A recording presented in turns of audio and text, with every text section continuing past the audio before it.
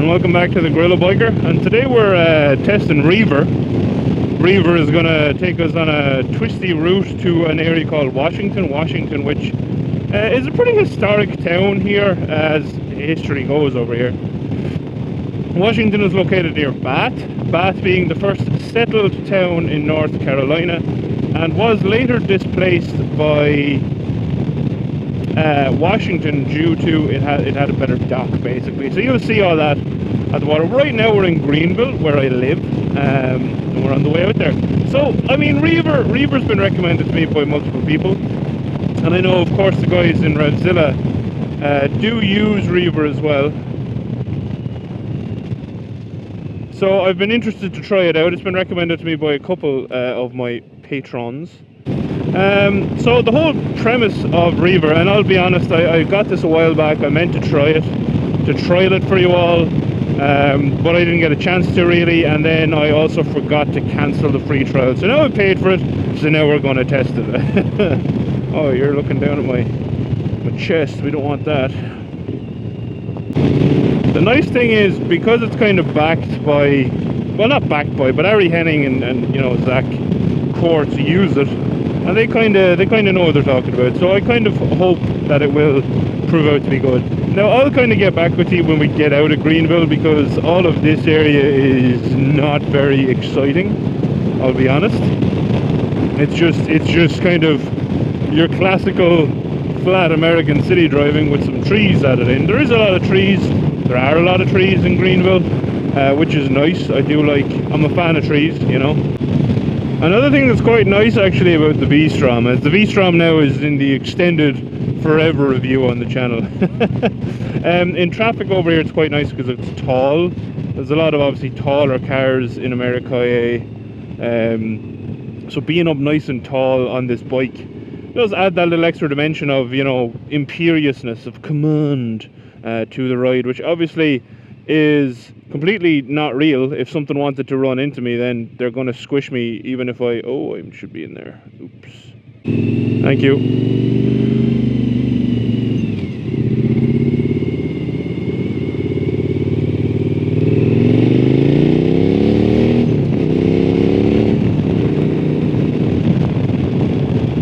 Yeah, so basically I know I'd still get squished if a car decided they wanted to, but it's nice having that kind of commanding view of the traffic around you. You know, I feel a little bit more upright that you can see. It's kind of like driving a taller car. You feel like you can see more, even though really it's pretty much the same.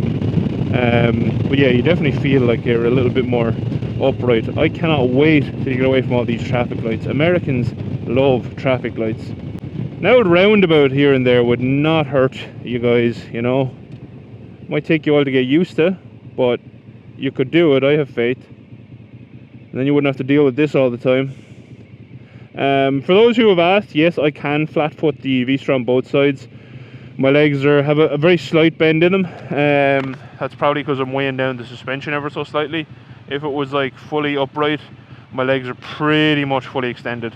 The seat height is 33 point something inches, 840 millimeters, 845, something like that.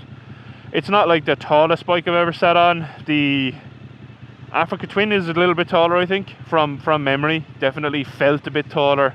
The Triumph Tiger 1200 XCX felt a bit taller, but that's because it has a wider seat, so that might have also played into the fact that, of course, my legs didn't touch the ground quite as well. But a very comfortable leg drop for someone of my size. The one thing I'm kind of liking about Reaver is, even though these are still city streets, these are a lot of city streets that I haven't actually been on before, because I picked a like super twisty routing. So even to get me out of Greenville, it's kind of brought me a lot of the back ways, which I know some people might not love. I think it's quite cool though, because I've never seen these particular bits before. And I love the blend of houses over here, I really do.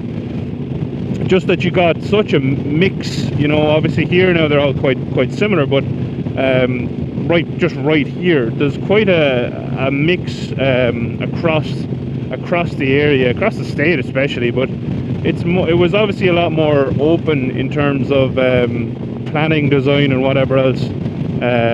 back in the day. It's a lot less strict than Ireland. You know, in Ireland, it's to get planning permission if you want to build your own thing is even sometimes quite difficult, and sometimes impossible. So where I'm coming from, you just didn't have this these options for all these differences, which I really like. I know it's a small thing, but it's a kind of a cool thing to me. The one failing of North Carolina, while the weather is amazing, they don't have the twisty roads. Those are huge houses. But you know, it's something that, I mean, like I said before I moved over here, I was aware of this, and I've come to terms with it. Oh yeah, I have to ride further to get to good roads, but I do still have this prettiness, and I have the weather. And the thing is, you can't have everything. And you never know, maybe one day I'll get a green card and go live in the mountains and be happy out. And worst case, in a couple of years I move back to Ireland and I haven't lost anything. The Irish roads are still there. Hopefully not policed any heavier than they are currently, and we can still enjoy them. And I do think, by the way, that, like, I've said this before in many videos, but I'll always repeat it. I do think that, you know, holding people on motorcycles to the same standards as someone in a Nissan Micra on a nice twisty road is bullshit, and always will be, in my opinion. So back to Washington and North Carolina. I have read that it's sometimes referred to as Little Washington, but apparently the locals don't like that, so I will not do that. I will just give you that information since we're going out there, so that you know it. It's of interest. Some cool places out here, nice trees. But it's, like I said, it was a port town. It's not really anymore. It's quite small now these days, so you know it's not really used for that anymore. It's a pretty small town. There's still a lot of pleasure boats out here, though. I have been out here before. There's now a brewery out here. I think it's Pitt Street Brewing on the Pamlico is the name of it. Pitt Street Brewing being where the original brewery is, and on the Pamlico being on that river or sound or whatever it is that this particular brewery is located on. I might have a singular drink out there later and a bit of food, give myself an hour to digest it all and then ride back. We'll see. But yeah, Washington's really nice, and the cool thing about it is because it's, oh no, the battery on the Osmo is nearly dead. It's just something we're gonna have to live with.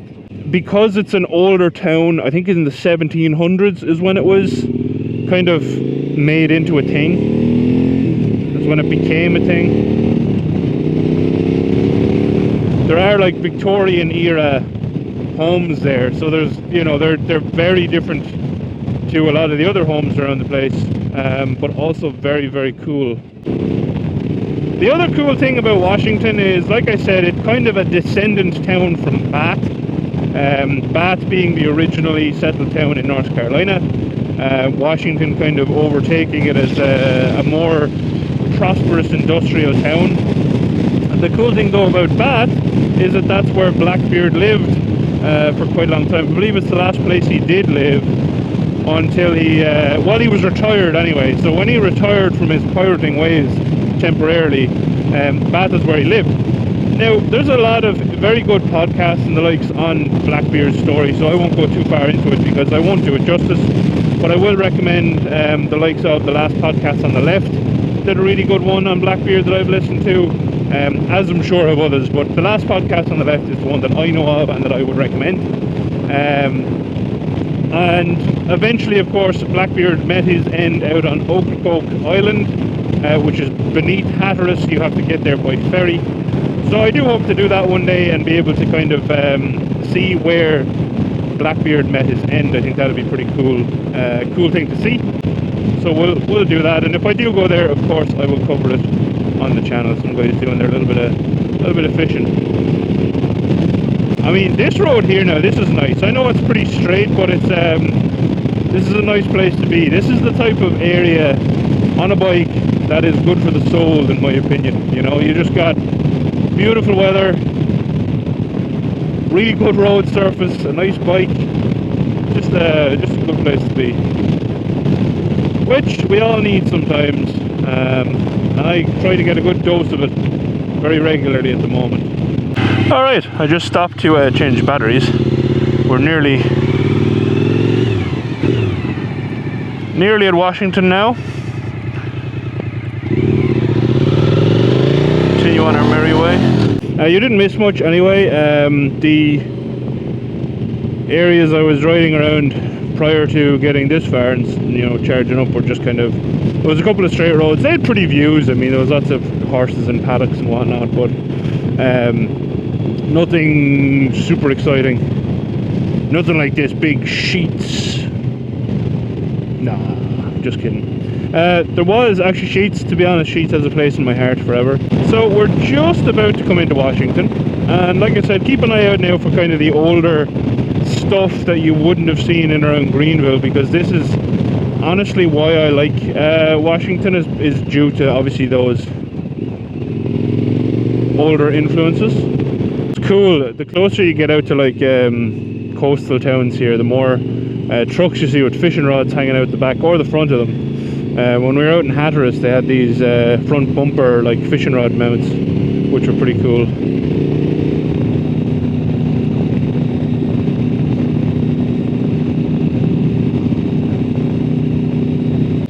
So obviously all of this is not the older section of Washington I was talking about. Cookout in that historical building there. No. We need to get down into the kind of the downtown area, which is, I mean, it's the part of it that I like anyway. The last time we were out here, there was a nice coffee shop. I'll probably go to and get a coffee in, but we'll ride down to that and I'll show it to you. And just do a quick ride around Washington. And like I said, been here since the 1700s, so not that old really, in the grand scheme of things, and you know, in relation to a lot of other countries. But still cool. Still, the fact that it has that historical significance here is cool. And I mean, that's why I wanted to visit it. You can kind of see, if you can see my Reaver map, that everything is still straight lines, grid lines, which is just how everything is laid out over here. Which obviously makes for less excitement, but it is pretty efficient. So, I mean, whoever designed it was going for efficiency and boredom rather than excitement and joy and fun. But sure, look, we can't all be full of joy and happiness, you know. Some people like a bit of misery. So now here we are. You'll start to see older stuff like over here, kind of the older influenced houses and homes, which I think is really cool. That old library there, I'm sure is quite old also. Okay, we weren't going across the bridge anyway, but I'm not sure what's going on there. As you can see, obviously now all to your right here is old. And the cool thing is, because obviously the first place everyone stopped was right by the river, when they first arrived here. That's where all the older stuff is, so it's pretty easy to find it. Pitt Street Brewing is just down here from my memory, and that's quite an old building too, which is really cool. But I look at these, some of these are absolutely beautiful houses. Some of them are kind of the standard, and that old truck is so cool. That was here the last day too. That is absolutely gorgeous. And there's Pitt Street in there. We'll go down this way. So there's Pitt Street. Now we'll go down the main street. That's what we'll do. We'll do a little quick turn here, so I want to actually go down the main street. Who is going? And we'll come back. There's also that old rail cart there. What are you doing? Okay, you're not going, I'll go. So this is the historical town centre, and the cool thing about this is, even when they did the place up fairly recently, they really apparently tried locally to keep everything feeling that old school feel, and they tried to keep the facades the same and everything else, which they did a great job on. It's really clean here, really clean looking here, but they've done a great job kind of maintaining it for what they were attempting to do, in my opinion.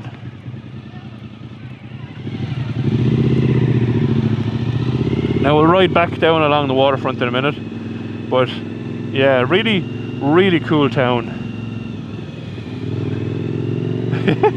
At slow speeds, the big twin is like, if you let off the throttle, I'm putting you over the handlebars.